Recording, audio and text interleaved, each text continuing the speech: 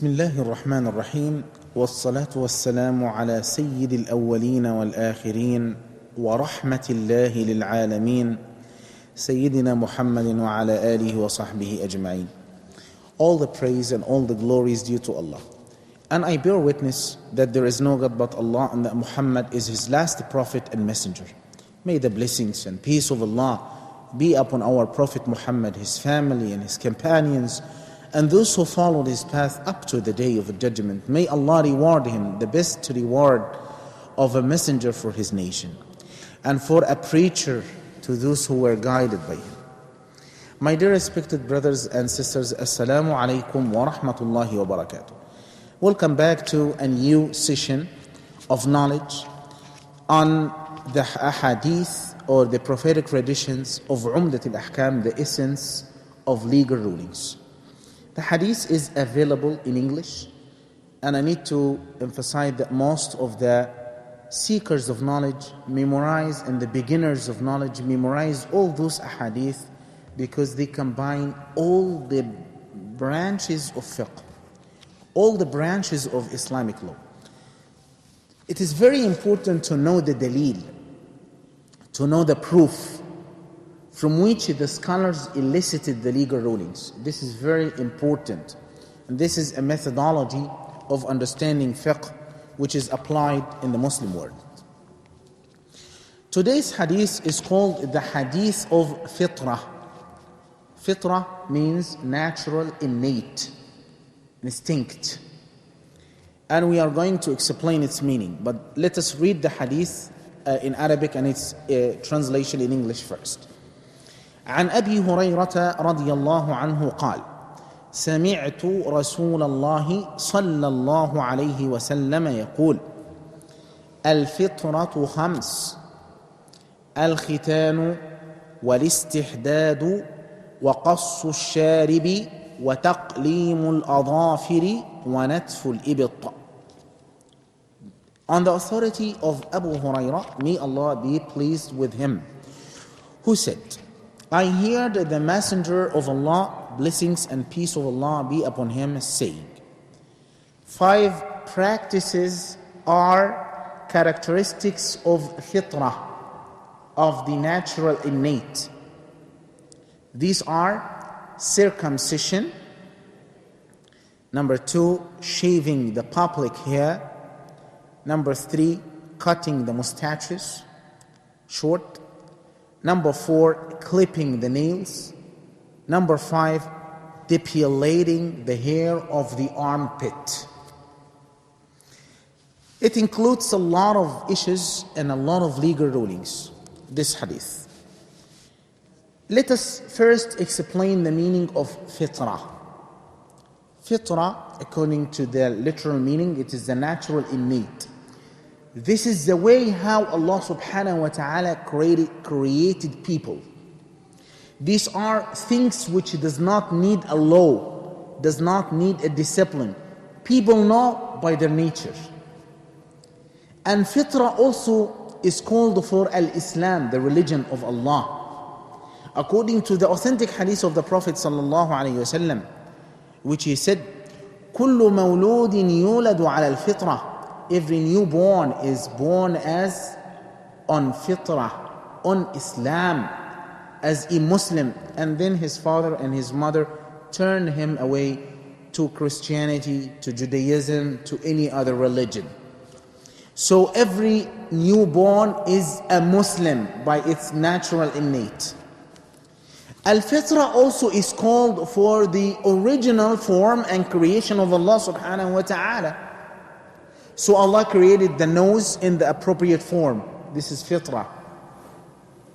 If some people want to change their noses because they don't like the shape of the nose, just for the sake of beautification, to make it brilliant, to make it smaller, as some people have some plastic surgeries to change their faces and to change some of their forms, this is prohibited because this is a change in the fitrah. This is a change in the original form and creation that Allah subhanahu wa ta'ala talked about in the Quran. Allah said, لا تبديل لخلق الله. There is no change in the creation of Allah. And the shaitan's way is to change, it is to insinuate in the hearts of people to change the fitrah, to change the original state, the creation of Allah. We heard about it in the Quran when He asked, insinuated in the hearts of on the non-Muslims of Mecca to put symbols and signs and things in the noses of the camels, to split. We see that in our daily life. Some people, they pierce their tongues, they make clefts, they put some amazing and a lot of things in their tongues, in their noses, in their faces. All of those things are actually against the basic fitrah or the basic creation of Allah. In this hadith, the Prophet ﷺ specified 5 basic elements or characteristics that must be actually cleansed and removed by the Sharia. And we need to emphasize that those characteristics or those things are basically and mainly for maintaining the fitrah, and also for the sake of cleanliness, cleansing, purifying the appearance of a Muslim. This is one of the basic etiquettes, for the sake of purification. This is the reason that this hadith is included in the chapter of purification. It's related also to the emblem of Muslims, because Muslims are known of practicing specific things, like, for example, trimming the mustache and letting the beard grow. There are some other elements of fitrah that the scholars said that they may include 10 elements or 10 characteristics. Like, for example, in another hadith, the Prophet ﷺ mentioned siwak, about cleansing the teeth. Also, the Prophet ﷺ mentioned the point of madmada and istinshaq. Madmada, rinsing water into the mouth and sniffing it into the nose. All of those are of the fitrah, of the things of cleanliness. So some scholars said that all of those 5 characteristics are recommended. All of them, yes, including circumcision, including shaving the public hair, cutting the mustache, or clipping the nails, and depilating the hair of the armpit. And some other scholars said that it is obligatory, because if a person doesn't practice all of those things, he does not become a human in the human sense, in the sense of the word, meaning that he will not keep and maintain his state of cleanliness. Anyhow, there is a difference in scholars about the best view and the preferred view regarding that. It is, some of them are obligatory and others are recommended, as we will explain. On the top of them is khitan, or circumcision. And this is one of the controversial issues among the scholars. I need to tell you that Ash-Shafi'iyya, for example, said that it is obligatory for the male and for the female. There is no difference. And they said that it is one of the acts of worship that a person must adhere to circumcision, male or female. According to the majority of other scholars, they said that it is obligatory for the male and it is recommended for the female. Let us discuss the proofs of the scholars who said that it is obligatory, especially the Shafi'iyya. They said, on the top of their views, they said that this pubis, this part on the male organ, prevents a person from having a complete state of purification. So there are some filth and some urine that may stop on that place, and it is one of the preventives of making prayers properly. But the scholars actually reported, or they answered this claim back by saying, no, it is not purity or purification of the outer part. If there are any impurities internally, it does not affect the personality, does not affect the state of purity. Such is the case if a person have water in his mouth and he doesn't swallow it if he is fasting. So it doesn't necessarily mean that he invalidates his fasting by just holding water in his mouth. Such is the case if a person having internal parts of his organ which are impure, it does not affect his prayer. So this is the first proof of a Shafi'iyya. The second proof is they relied on a hadith which is mentioned in Sunan Abi Dawud.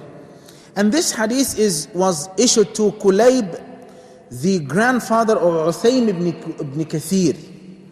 When he became a Muslim, the Prophet ﷺ said, أَلْقِ عَنْكَ شِعَارَ الْكُفْرِ وَاخْتَتِنْ. He said to him, remove or set apart the emblem of kufr, of disbelief, and circumcise.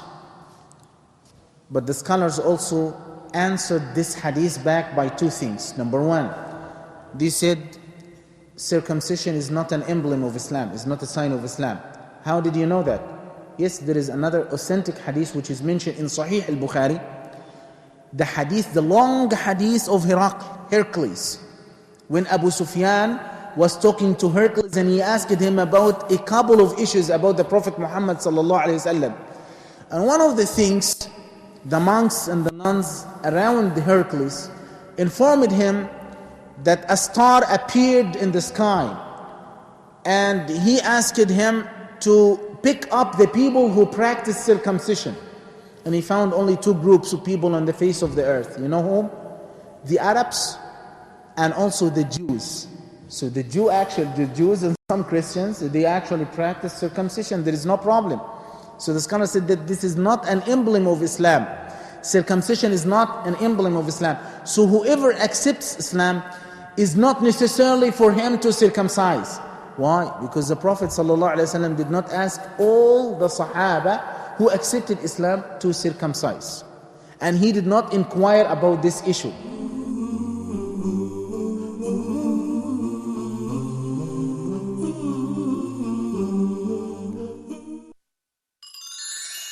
Fun for everyone. 3, 2, 1. What will I be when I grow up? What will I be when I grow up? What will I be when I grow up? The firefighter uses what to control fire? Water or rocks? Now these two teams go head to head on pulling the blue rope. Now if one person goes over this line right here, the other team loses. Very simple rules. This challenge is worth 5 points. What will I be when I grow up? What will I be when I grow up? What will I be when I grow up as a Muslim man? Fun is for everyone, so get ready to have some fun. Check out these cool competitions between kids. It's important to have fun, and it's also important to be a good sport. So tune in to Fun for Everyone. You don't want to miss it. When I grow up, what will I be when I grow up as a Muslim man?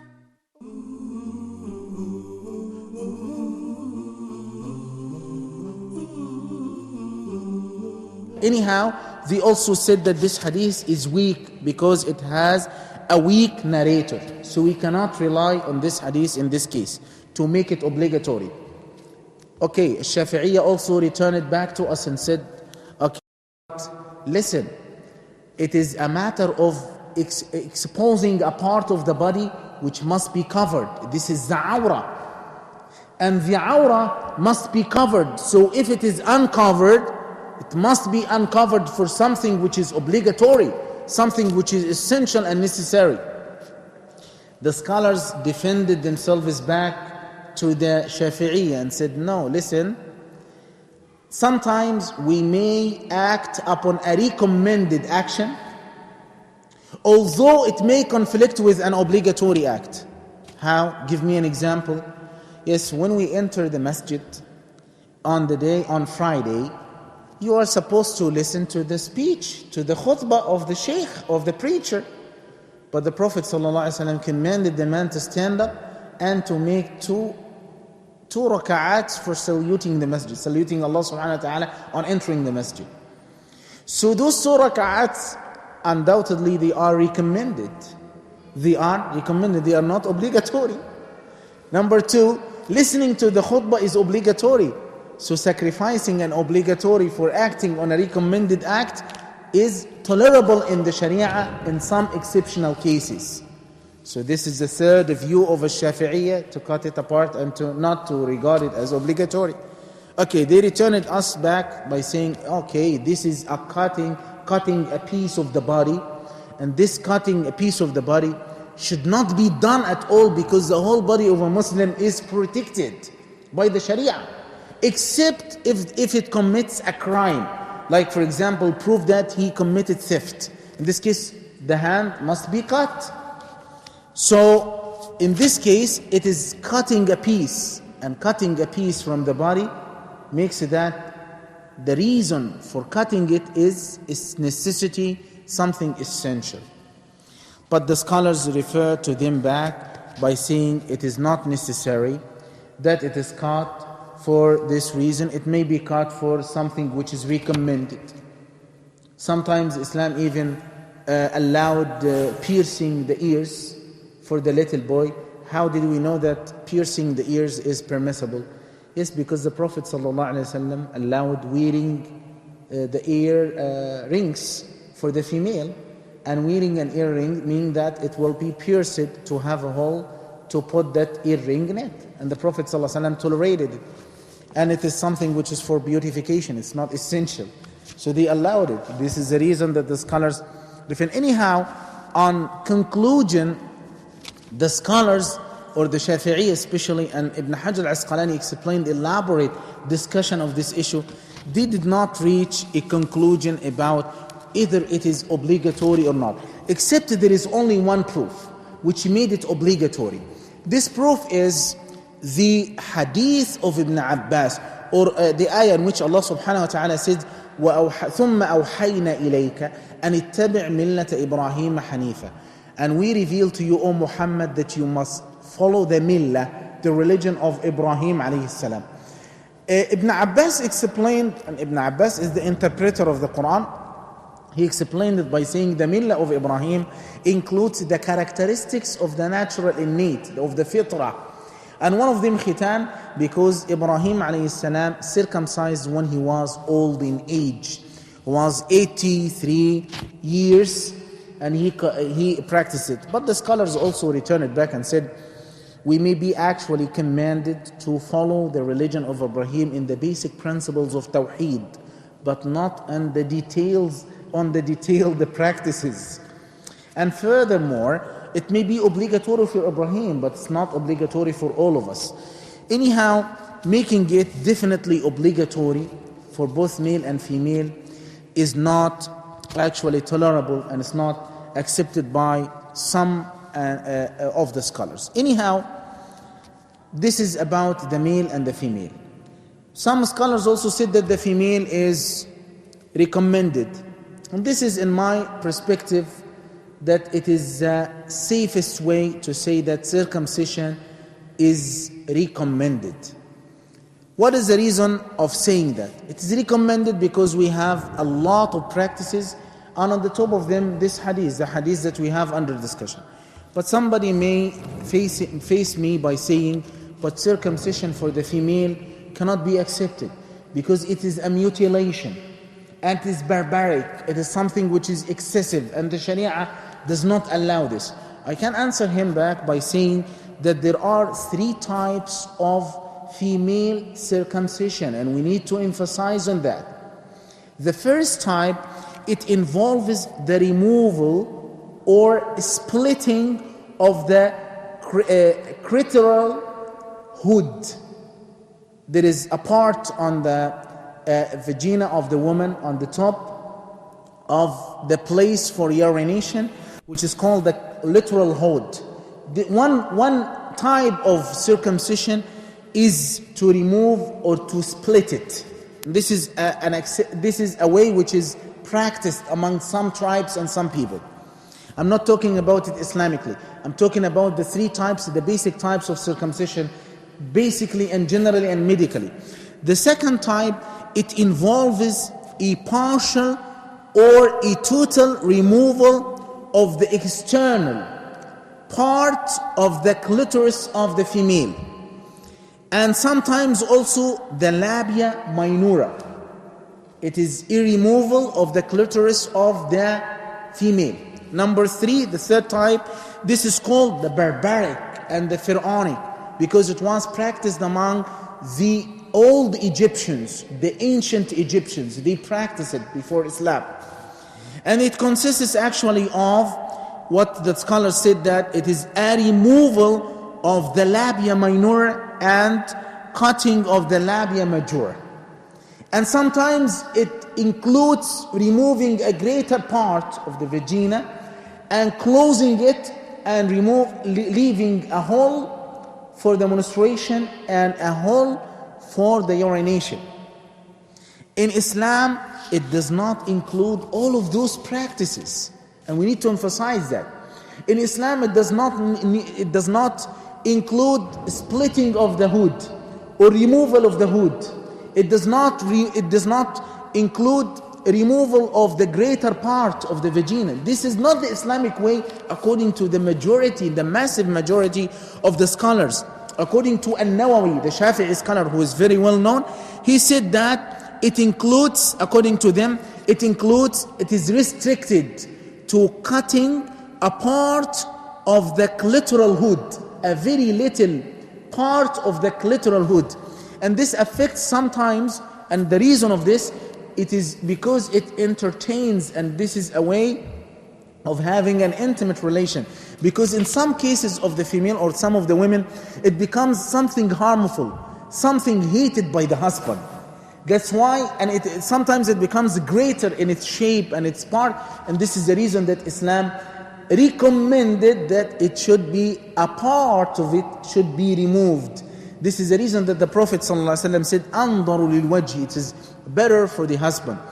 It doesn't relate to the sexual excitement or seduction or attraction. No, it doesn't rely on this, because the Muslim women were controlled, and the Muslim women actually had a sense of chastity because of fear of Allah subhanahu wa ta'ala. It's not because of a physical matter, and this is emphasized in a lot of texts in the Sharia. This is the reason that the scholars said that there is a difference between some women who need it and some other women who don't need it. So there is a fatwa which is mentioned in some books of fiqh, which is that they used to look at the women of the eastern parts of the Muslim empire, and they used to practice circumcision. In the western parts, they did not practice circumcision. So the correct view regarding it is that circumcision is recommended, and for the women, they should look at their status. The honest Muslim physician should look at that status. If she needs it, they can do it. They can practice it. If she doesn't need it, she cannot practice it. Some scholars, some people, they say it is prohibited. No, it is not found in the whole Sharia of Islam. We cannot say it. How? Because no one single scholar said that it is prohibited. The majority of the scholars said that it is recommended, or permissible, or even obligatory. So it is a matter of consensus among the scholars on the legality of circumcision. Because what practice at the time of the Messenger sallallahu alaihi wasallam, it was practiced among the Sahaba radhiyallahu ta'ala alayhim, male and female, and was a very common, and the Prophet sallallahu alaihi wasallam approved it. And the Prophet does not approve something which is prohibited.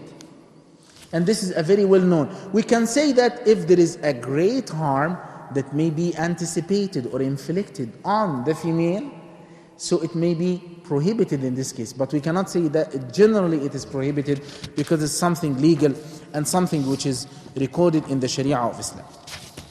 This is the first basic thing. This is the view actually of Lajna Da'ima, the permanent committee of Ifta. They said that khitan or circumcision is one of the natural, innate or instinctive features, and it is obligatory for the male, recommended for the female, and this is Allah subhanahu wa ta'ala knows best. The second element that the Prophet sallallahu alaihi wasallam mentioned in this hadith is shaving the public hair. And shaving is the sunnah of the Prophet sallallahu alaihi wasallam. The maximum time is 40 days, as it is mentioned by Imam Ahmad and other scholars. And the Prophet sallallahu alaihi wasallam emphasized on the hygienic and the elements of cleanliness. Can you imagine that the Prophet ﷺ prohibited the Sahaba to enter Medina at night so that their women know of their coming, so that they cleanse themselves and they shave in hair and this stuff. So this is a part of the etiquettes of Islam. The Prophet according to Anas ibn Malik, the Prophet ﷺ gave time, a specific time for shaving or cutting the mustaches short and depilating the armpits and shaving the public hair for 40 days. This is well known. Also of the characteristics mentioned in this hadith is removing or depilating the hair of the armpit. And it is recommended that the person removes it by depilating and plucking it out, not by shaving it, according to what the scholar said. Also, the Prophet ﷺ recommended clipping the nails, and the scholars mentioned that it is preferable, according to Imam Ahmad, that he reported a report or a statement from Ibn Umar that he used to bury them to any part removed from the hair, the nails. It is preferable that a person bury them, not to remove them or to burn them. No, to bury them in the land if somebody had any finger cut or whatsoever. And finally, the Prophet ﷺ recommended having the mustaches short, and this is a sunnah. There is a disagreement among scholars. Some scholars said that it is removing the whole part of this mustache, and others said just trimming it. There are different words of the hadith, and all of them are acceptable. They are all of them ways that the Sahaba saw the Messenger ﷺ doing it. So if a person removes it completely, or if a person trims it, it is acceptable. But the minimum way is to leave a place for the lips so that it does not fall in the water when a person eats. These are some of the legal rulings included in the hadith of fitrah. Ask Allah subhanahu wa ta'ala to shower the beneficial knowledge in our hearts and to benefit us from all that. And may Allah subhanahu wa ta'ala shower tranquility on all of you. And assalamu alaikum wa rahmatullahi wa barakatuh.